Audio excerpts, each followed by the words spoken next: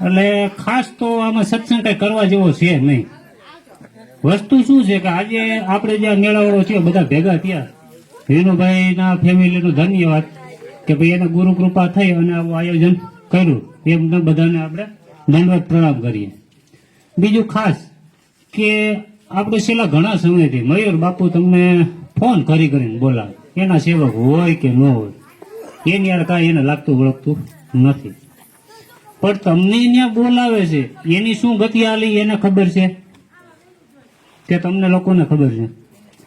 તો તમને બધાને ઉપદેશ થયો છે તો ઉપદેશમાં શું સમજાયું છે એ તો ધ્યાન હોવું જોઈએ કે ન હોવું જોઈએ? તો તમે ફાફા મારશો તો ક્યાંથી તમારો મેળ પડશે? હવે આવી ગમે એટલે તમે ગમે એ વાણી આજીવન તમે સાંભળો ને તમારું જિંદગીમાં ઉદ્ધાર ન થાય. એટલે સમજવું તો પડે ને, આપણે ગુરુના બાળક છે તો આપણે જેમ થાય મન થાય એમ હાલી એમ ના હાલે. મેન કહેવાનો હેતુ એ કે આપને ઉપદેશ થયો છે તો આપણે જાજા સત્સંગ ના સાંભળ્યો કાંઈ નહીં. હું તો કોઈ બાપુને તમે પ્રણામ નતો કરવો ને કઈ જરૂર નથી, તમને બનાવી દીધા. આપણા માટે દંડ પ્રણામ રૂપ છે, પણ સમજવા માટે તો આ વસ્તુ લેવી જોઈએ ને. કે પછી હવે જેમ આપને હાલે એમ હાલવા મળીએ તો આપણે જે કઈ જૂની રૂઢીમાં હતા એ હારે મારી રૂઢી હતી. હવે કાંઈ પણ વાણી આવે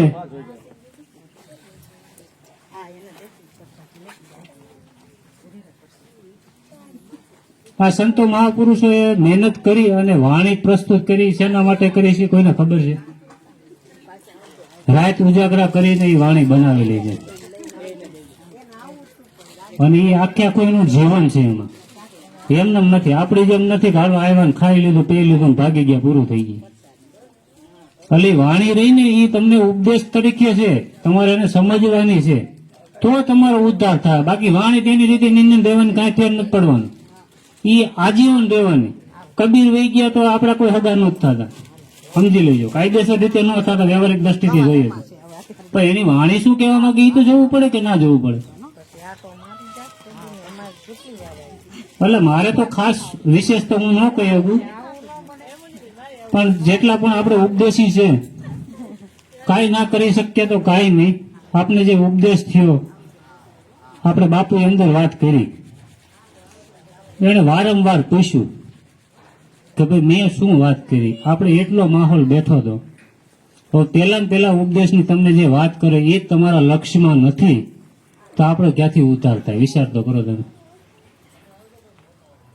કેમ કે આ જે વસ્તુ રહી ને આ લાખો કરોડનો સત્સંગ નથી. સત્સંગ હંમેશા બે વસાળ જ થાય, એક વક્તા હોય બોલતા હોય અને શ્રોતા હોય સાંભળતા હોય. વક્તામાંથી જે સીધું છૂટે ને એ વક્તા સીધું ગ્રહણ કરી લે ને તો કામ બને એવું છે. નકર તો જે વાત જ્યાંની છે ને એમનું તત્વ લઈ જાય. કેમ કે કોઈના ઘરની કોઈના બાપુજીની છે નહીં, જેની છે એની જ છે. એટલે ખાસ બીજું તો હું ના કહી શકું, કેમ કે મારે માટે બધા પ્રેમ જ છે, આ કોઈ વેમી નથી. પણ તમે જે પ્રકારે જોવો એ પ્રમાણે પ્રસ્તુત છો. કેમ કે એમાં મારી કઈ કોઈ જાતની લાયકાત નથી, પણ કૃષ્ણએ કીધું છે તમે જે પ્રકારે જો એ પ્રમાણે હું છું. એટલે મારું રૂપ તમારે ઉડી જાય. વાંધો ક્યાં પડે છે? ઉપદેશ આપને થયો છે એ સ્વરૂપનો થયો છે. ક્યાં થયો? આપને રૂપમાંથી નીકળીએ તો સ્વરૂપની ખ્યાલ આવે ને. રૂપમાં જ આપણે દાખલા તરીકે તમે મને જોવો સીધો હું જયંતિભાઈ દેખાડજો એટલે તમારા જિંદગીમાં ભેગું ન થાય. એટલે થોડો આપણે એમ કે હું એમ જ કહેતો કે તમે લોકો પાછળ જો, તમે ઘણા બધા મારાથી આગળ છો, દંડવત પ્રણામ છે. પણ કહેવાનો ભાવાર્થ એ કે કદાચ તમારી જે યાત્રા છે એટલે મારો ખાલી એક જ નિર્દેશ છે કે આ જેટલા બી જ્યારે સત્સંગ થતા હોય એમાં મારું કોઈ જાતનું કાંઈ ના હોય. ઓલાની લીલા હોય. મેં એનું નામ જાદુગર આપ્યું છે, જાદુગર છે. તમે જે પ્રકારે એને જોવો ને એ પ્રમાણે તમને પ્રસ્તુત કરી દે. યાર તમે શું સમજો છો? તમે મને ક્રોધી સમજો એટલે સીધા ક્રોધી હોય. એની લીલા એવડી છે યાર. તમે આ માયા બધા માયા કરે. જિંદગીમાં ઈશ્વરની કોઈ દી ક્યાંય માયા હોય, એની લીલા હોય, માયા ન હોય કોઈ દી. પણ એ આપણે માયા રૂપે જોઈએ એટલે માયા દેખાય છે. આજે તમે સ્ત્રી રૂપે છો એટલે માયાના રૂપથી જો એટલે મને માયા જ દેખાય. માયા કોઈ દી ઈશ્વરમાં હોય જ નહીં, જિંદગીમાં ન હોય માયા. પણ જે વસ્તુ આવે છે એને આપણે કોઈ રીતે સમજવાની જ કોશિશ નથી કરતા. એટલે સંતો આ લોકોને શું છે કે એનો સમય થાય વહી જાય, એટલે તમને સારી વસ્તુ આપી છે, એટલે તમે રાગ દ્વેષમાં તો રહ્યો છો, એનાથી ઉપર ઉઠાવવાની તી વાત કરે છે. તમને ઉપદેશ શું થયો? નામરૂપ ગુણનો થયો. હવે ને વિચાર્યું ક્યારે નામરૂપ ગુણ કોના હોય? આ ભાઈ શ્રી હમણાં આપણે અશ્વિન મહારાજે ભજન વાણી ગાય, ગુરુજી મારો આગળ મનખો સુધારો. હવે કાયદેસર રીતે આપણે ખાલી નથી કાઢતા, આપણે સમજૂતી એક થાય એના માટેનો વિષય છે. કેમ કે જીવ ગતિની વાણી હતી. તમે જ્યારે જીવ ગતિમાં હોય ને ત્યારે એ વસ્તુ તમને લાગુ પડે. એની પહેલા એને વાણી ગાય આત્માની કીધી. કઈ કીધી? તો તમને ઉપદેશ શેનો થયો? આત્માનો થયો. તો હવે તમે આત્માનો ઉપદેશ થયો હોય અને તમે 84 ની વાતો કરો તો જિંદગીમાં તમારે ભેગું થાય. વાત તો સમજવી પડે ને. 84 છે તો કેમ છે, જીવ છે તો કેમ છે, શિવ છે તો કેમ છે. આ લોકોએ આપણી સાથે જે કઈ એમાં 3-4 કલાક કે 5 કલાકનો સમય ગાળ્યો એ કઈ આપણે હગા તો થતા નથી કાયદેસર રીતે. આપણે એને કઈ દેવું નથી. છતાં એ આપણા માટે જો એટલું બલિદાન દેતા હોય તો આપણી એટલી તો ફરજ બને ને કે આપણે એ જે વાત કરે છે વિચારીએ તો ખરા. આમાં બે વસ્તુ જ છે, તમે નિરીક્ષણ કરશો. કાની બે હોય, આંખી બે હોય, રાત હોય, દિવસ હોય, અંદર બહાર.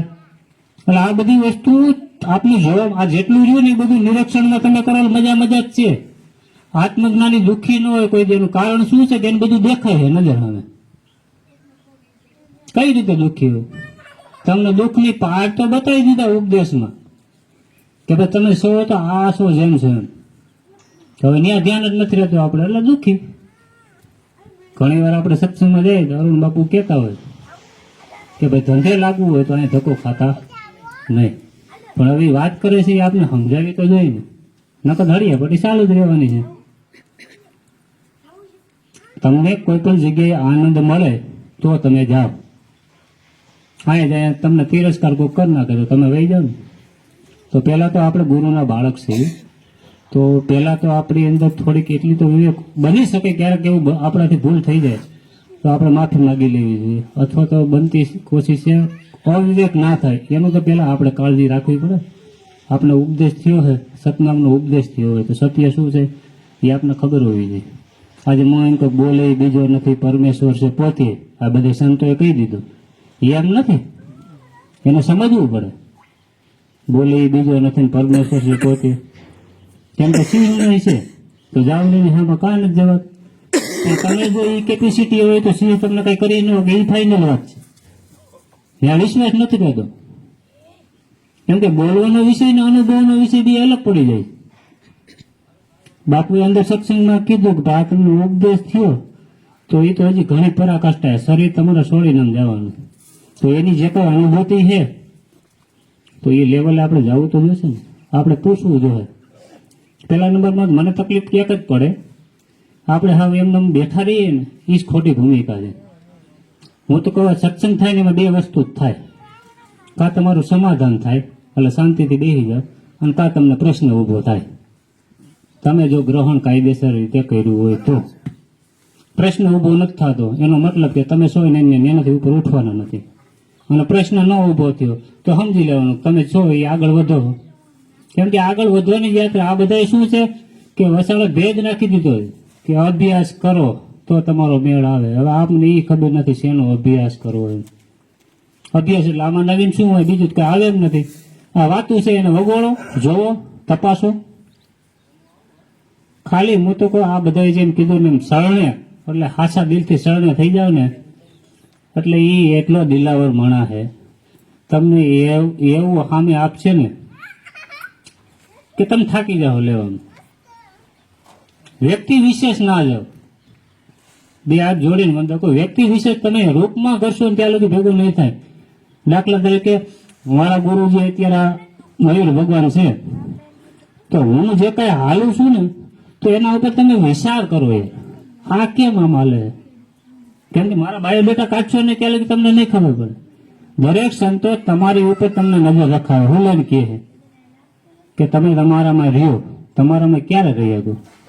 વાણી જ્યારે આવે ને એ વાણી તમે વિચારો ત્યારે. કેમ કે અત્યારે જે કઈ વાણી હાલતી હતી મારું ધ્યાન હતું, મારી દ્રષ્ટિએ રિયલ વસ્તુમાં આપણે હોતા જ નથી. તો પ્રશ્ન જ ન ઉદ્ભવે. જ્ઞાની એટલે હંમેશા ગુરુજી જ જ્ઞાની છે. જેને આપણે સદગુરુ કહીએ ને, જે બધાનો બાપ છે, આપણે બધા એના બાળકો કહેવાય. એ બે નથી, પણ આ બધી વસ્તુ આપને શું થાય, આપણે દ્રષ્ટિ આપને ગુરુજી આપી છે. હવે એ દ્રષ્ટિ ખોલીએ તો આપને ચોખ્ખું દેખાય. તો આપણી નજરથી આપણે જોવું છે, એટલે એમાં ભેગું થાય નહીં. ઘણા બધા સંતો પુરુષો કહેતા હોય કે આ સાચી વાત છે, એ ઉપદેશી હોય એને ન કહેવાય. ઉપદેશ જેને ન લીધો ને એને ન કહેવાય. હું ગેરંટી મારીને તમને સાઇન કરી દઉં, તમે ગમે એની તો કોઈને ખબર ન પડે. આ કઈ એની કઈ લીલા કઈ જેવી તેવી થોડી હોય. હવે આ ઉપદેશી છે એને નથી ખબર પડતી, તો ઓલાને ક્યાં ખબર પડે? હવે એના મને આપણામાં કઈ લાંબો ફેર નથી, એને બિચારાને ખ્યાલ નથી, ને આપણને ખ્યાલ આવી ગયો છતાંય આપણે જાગવું નથી. બસ આટલો ફેર. ઈશ્વરમાં જ બધું બનેલી વસ્તુ હોય તો આપણે ઈશ્વરમાં ન હોય તો હેરાન થાય તો વાંધો કોઈનો, આપણો કે એનો? હું તમને તકલીફ દઉં છું, તમારી પાસે 17-18 રસ્તા હે. હું તમને તકલીફ દઉં છું એટલી તમને ખ્યાલ આવે ને કે આ રસ્તેથી આ તકલીફ આપે છે, આપણી પાસે બીજા રસ્તા તમે ફેરવી દો. પણ ધરાહાર તમે એ રસ્તે જાઓ તો શું કરવાનું? હેરાન નથી થવાનું. એટલે આપને ઉપદેશ જે આપ્યો ને એ લીલા લહેર કરવા માટેનો આપ્યો હોય ને, લીલા લહેર જ છે એમાં. પણ જ્યાં લગી દ્વેષભાવ રહે ને ત્યાં લગી એ વસ્તુ નથી સમજાય. આજે હું ગમે ત્યારે ગમે એની વાંચું છે તો કરવું હોય તો મારે કઈ એવું ન હોય કે ભાઈ મને કોઈક માને. એ ઓલાનો કલર હોય, એ એની રીતે પકડી લેતો હોય. મને ન ખબર, હું ઘણી કોશિશ કરું કે ભાઈ મારે નથી બોલવું, આમ વાત નથી કરવી, મારે ન હાલે યાર. મારી કોઈ થોડી તાકાત છે, કેમ કે ડાયરેક્ટ કનેક્શન હોય, ડાયરેક્ટ માંથી આવતું હોય, એને કંઈક દેખાતું હોય ને એ બધું પ્રસ્તુત કરતો હોય તો શું કરવાનું? એટલે ખાસ બે હાથ જોડીને વંદન બધાને, જેટલા બધા તમે સત્પુરુષ છો, કોઈ તમે નબળા નથી. કેમ કે તમે નાના અને હું મોટો, અને જ્ઞાનમાં એવું ના હોય. જ્ઞાનમાં બધા સેમ સરખા હોય છે. આજે તમને ઘટતું હોય તો તમે પૂછો, મને ખબર પડતી હોય તો મારી ફરજ બને મારે તમને કહેવું જોઈએ. એને પ્રેમ કહેવાય. પ્રેમમાં આપણે વાત થઈ પૂરું થઈ જાય, એમાં આગળ વાત ના આવે. જ્યારે તમને ખાસ મુદ્દો આ એ છે કે આપને ભક્તિ આપી. શું આપી ઉપદેશમાં? ભક્તિ હવે આપને સમજાતું નથી, સમજાય નથી, ત્યાં લગી આગળ ના વધી ગઈ. આપણે કોઈ દી ગુરુજીને પૂછવું નથી, અને ગુરુજી કેટલા કૃપા વાળા છે કે એને કોઈ દી સામે કેવું નથી. હું તો જેમ જેમ જ વાત કરી, મને જેમ પ્રસ્તુત થાય એ પ્રમાણે. મારે તો કોઈની પાસે કઈ લેવાનું તો કઈ બીજું તો કઈ છે નહીં. મને દેખાય છે કે આ લોકો બિચારા હેરાન થાય છે તો વાત હું મૂકતો હોય, માનો તો તમારી છે, ના માનો તો મારી નથી. આવતો હોય પ્રવાહ. પછી એવું ન હોય કે ભાઈ તમે નથી માનતા, હું મનાવવાની કોશિશ કરું. યુગોથી એકને એક વાત હાલી આવે. આપણે કોઈ એવો પ્રશ્ન નથી થતો. આ બધા આત્મા પરમાત્મા કરે હાલા ઠાકતા નહીં હોય. આપણે તો થોડાક વારમાં ઠાકી જઈએ. પણ આ વસ્તુ એમ ઠેરાય એમ નથી. કયા સમયે ને કયા સંજોગે કઈ રીતની વસ્તુ બની જાય એનું નક્કી નથી. આપણે ત્યાં વર્ષોથી સત્સંગ હાલે અરુણ બાપુને, ત્યાં જે સત્સંગ હાલે એના બધા વિડીયો તમે ખાલી ખોલજો, એમાં તમને કાંઈ નવીન જોવા નહીં મળે. છતાં એ એકને એક વાત ઉલ્લન કરે એવો કોઈ આપણે વિચાર જ નથી કર્યો. કેમ કે મુખ્ય મુદ્દો જ આ છે કે આત્માને તમારે જાણવું હોય તો પહેલા સંતો મહાપુરુષો એટલી હાઈટ ઉપર વહી ગયેલા હોય છે કે એ આપને રમકડું પકડાવે નહીં ને ત્યાં લગી ભેગું થાય નહીં. એટલે એને તમને રમકડું પકડાવ્યું, તું ક્યાંથી આવ્યો, ક્યાં જવાનું, એટલે ત્યાંથી તમારી હોળી ચાલુ થઈ. હવે આ રમકડું મૂકવું હોય તો સતગુરુ સિવાય તમારો મેળ ન આવે.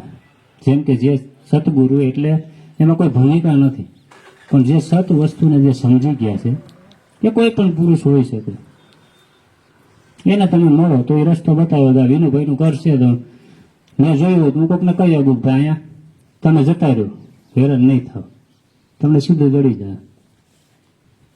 એટલે સતગુરુ મહારાજ જે છે એ રસ્તો બતાવે છે, અને આ આખી લીલા એની જ છે. સતગુરુ એને જ આ ખુલ્લું મૂક્યું ઓપ્શન કે આ પકડે ને તો આ મારી જાળમાં આવી જાય, આ છૂટી જાય ચક્રમાંથી.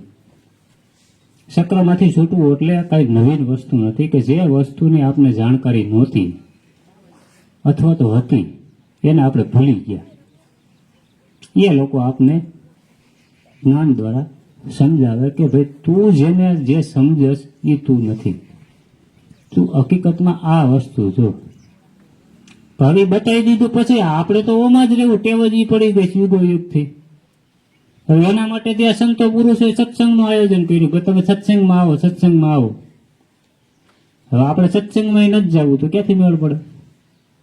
આ 2-3 દી પહેલા હમણાં સત્સંગમાં ગયા હતા, ગોરધન મહારાજ કહેતા હતા એ કે હાલો આપણે કામે જઈએ, તો કામની અંદર આપણે કામ કરીએ, એ પૈસા ના આપે તો આપને જવું ન ગમે એમ. તો આપને ઉપદેશ થયો હોય, સતનામનો ઉપદેશ થયો હોય, આ તમે આની કોઈ કિંમત જ ન કરી એવી વસ્તુ તમને મળી, પણ એ વસ્તુનું ધ્યાન પડે તો થાય ને. આપણે દ્રષ્ટિ આપી, એ દ્રષ્ટિ નથી લઈ, આપણે કોઈ જાતનું કંઈ કરવું જ નથી તો ક્યાંથી મેળવવાના? હકીકતમાં આ સંતોષ એમ કેમ કાંઈ નથી કરવાનું, એમ નથી જ કરવાનું. આમાં કંઈ કરવામાં ગયા તો ધંધે લાગવાનું જ છે, ફાઇનલી વાત ખુશે મેળવું જ છે. એને તો ખાલી નિરીક્ષણ કરીને જોવાનું છે, જોવો એટલે રસ્તો તમારો. કેમ કે તમારામાં જેવડી તાકાત એની ઉત્પન્ન કરાવી દે, તમારો રસ્તો ક્લિયર જ થતો જાય, ક્યાંય તકલીફ ના આવે. એટલે ખાસ વિનંતી, વિશેષ તો હવે નથી કહેતો, પણ જે કાંઈ વાણીઓ રહી, હું તો કોઈ સત્સંગમાં ના જઈ શકો તો પણ કાંઈ નહીં. આજે આ લોકોએ મહેનત કરીને ઘણા બધા જાતના પુસ્તકો મૂકેલા છે, જેમની અમૃત વાણીઓ છે. જ્યારે હું તો નથી કરી શકતો, પણ છતાંય તો મારા લાઈન અલગ છે. હું યુટ્યુબમાં એમ લાભ લઈ લે, પણ લઉં છું ઘણા બધા ફોનમાં. અત્યારે આ ફોનનું માધ્યમ કંઈ જેવું તો ના તમે સમજો, કેમ કે સતગુરુ જે છે ને, કાયદેસર સતગુરુ, એ જે બોધ આપી દે ને પછી એને કોઈને તો ડર જ ના આવે, એના બાળકને એની ઉપાધિ ના આવે. ત્યારે તમે છૂટા થયા કહેવાય, અને એનાથી છૂટા તમે ક્યાંય થઈ ન શકો. એકવાર ત્યાં તમારું લાઈન જોડાઈ દે ને એટલે કદાચ ગમે એવા આ ધરતી ઉપર સહન આવે ને, ગમે એવું સત્સંગ કરતા ગમે એ કરતા ત્યાંથી ને જેવો પ્રવાહ આવે. આ મારું પોતાનું નિરીક્ષણ છે એ કહું કે જ્યારે હું ચાલુ થયો ને ત્યારે મને ઉપદેશમાં કાંઈ ખબર ન પડતી. મેં મારા સાક્ષી ગુરુ આ વેનુભાઈ છે, બહુ હેરાન કર્યા, પૂછો એને. અને અમારે તો જે મહેફિલ જાણતી ને તમને ત્યાં બાધી પડશે હમણાં. એવી રીતે હું એને એમ કહું કે આ લોકો એમ કે વાણીથી પર છે ને આ છે તે છે, આ બધી ખબર કેમ પડી? આપને સમજાઈને ક્યાં લઈ કેમ મેળ આવે? સમજવું તો પડે ને જેમ છે આવડે. ગમે ક્યાંક એમનું ધોડ્યા જાય તેનો મતલબ શું? એટલે હકીકતમાં સમજનો વિષય છે. તમે વિચારથી બંધાણા હો, સદગુરુ મારા તમને વિચાર એક આપે છે, હકીકતમાં તું સમજે એવું કઈ છે નહીં, જે છે આ છે.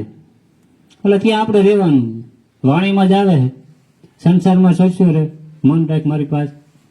તેનો મતલબ શું? કે આ બધી ક્રિયાઓ તમારે કરવાની, આમાં છેટા ભાગી જાય નથી કોઈ, ભાગવા જાય તો નથી મેળ આવે. તમે ભાગીને કેટલાક ભાગશો? પણ બધાનું બંધારણ, માનસિકતા બધી અલગ અલગ હોય છે, ઉપદેશ એક હોય છે. આ જેટલા આમાં માથા છે ને બધાનું અલગ અલગ તમને નીકળશે, પણ તમે ઠરીને શાંતિથી બેસો તો તમને ખ્યાલ આવે. કેમ કે અનુભવ વાણી બધા પાસે હોતી નથી. હું મારી દ્રષ્ટિથી વાત કરું, તમે કોઈ લેતા નહીં, કેમ કે તમને પાછું અલગ વસ્તુ થશે, એટલે સમજવા માટે લઈ શકો, તમારી જ વાણી છે. પણ કહેવાનો ભાવાર્થ એ કે જે વ્યક્ત કરે, હું પેલા ઘણો સમય પહેલા વિપસ્સીના ગયો તો એમાં ઘણા બધાને ખ્યાલ હોય છે. હવે વસ્તુ એ મેં વિચારી ખોટી ન હોય, પણ બધા માટે લાગુ ન પડતી હોય. દવા ડોક્ટર આપે ને બધાને લાગુ ન પડે, કેમ કે આમાં અલગ અલગ રસ્તા છે. આપણે બૈર બાપુ અત્યારે હાલે છે તો એ ક્યાં રસ્તે હાલે છે? એટલે એને પ્રાપ્ત થાય, ન પ્રાપ્ત થાય એવું ન હોય. કોઈ જ્ઞાન માર્ગમાં હાલે, કોઈ ભક્તિ માર્ગમાં હાલે, કોઈ યોગ માર્ગમાં હાલે. આ બધા અલગ અલગ માર્ગ છે, પણ તમને જે સરળ પડે એ માર્ગ ઉપર હાલો. તમે હું કરતો હોય એ તમે કરો તો ભેગું ન થાય, પણ તમને હેલો ક્યાં પડે? મયુર બાપુ ગમે ત્યાં તમે કહો એમ કે તમને મજા આવે એમ કરો, તો હાસે હાસે ખોટે ખોટે આમાં હાલો. એની ભૂમિકા શું છે કે હાલવાનું ચાલુ કરશે ને એકવાર એટલે ગમે ત્યારે મંજિલે પૂગી જાય. આપણે નેન પીડ્યો રહે ને તો આમ ભેગું થાય નહીં. એટલે ખાસ વિશેષ તો નહીં, ઘણા બધા આપણે આ સંતો મહાપુરુષો છે, જે કંઈ વાણીઓ છે એને વિચારો, એમાં મંથન કરો. ના ખબર પડે તો જે મહાપુરુષો સંતો પુરુષો છે એને પૂછો. હું તો કહું ખાલી તમને જે આંખ આપી, દ્રષ્ટિ આપી છે ને, ગુરુની દ્રષ્ટિ, તમારી ન સમજતા હો, તમારામાં ભેગું થાય એવું નથી આનું. કેમ કે એમાં અભ્યાસ મેળ આવે. ગુરુએ જે આપને જ્ઞાન દ્રષ્ટિ આપી, એમાં તમે ધ્યાન દઈને ખાલી બેસશો ને એટલે ગમે તે વાણી છે ને તરત તમારું સમાધાન થઈ જાય. ન થાય એવું બને જ નહીં. એટલે સત્સંગ એટલે હકીકતમાં સત્સંગ કરવાનો વિષય જ નથી. સત્સંગ આપણે જે કહીએ ને આ સમજનો વિષય છે. સમજથી આપણે હેરાન થાય છે અને સમજથી ને છૂટી આવી. સાદું ને સિમ્પલ આપણે એક્ઝામ્પલ આ બધા શું આ વાતોથી ને તમને સમજાવવાની કોશિશ કરશે કે ભાઈ આ ઓલા આમ થઈ ગયા, ફલાણા આમ થઈ ગયા, આમ થઈ ગયા. થાય છે એવું એ વાતમાંથી જે મર્મ છે ને એ લેવાનો છે ને આપણે કરી જઈએ વાતમાં, એટલે ભેગું થાય નહીં. એનું મર્મ ક્યાં આપણે ઉઠાવીને લઈ જાય છે એ પકડી લો, વાત પૂરી થઈ ગઈ તમારે. આમાં કીધું કે આત્માને ઓળખી લો એટલે 84 નથી.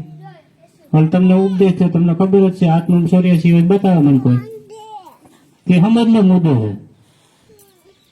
તે વિચારવું તો પડે ને આપણે. અને કદાચ 84 હોય તો આપને શું ફેર પડે? ઈશ્વરની લીલા છે, ઈશ્વરમાં આપણે રમતા ઉપાધિ ને આપણે શું છે?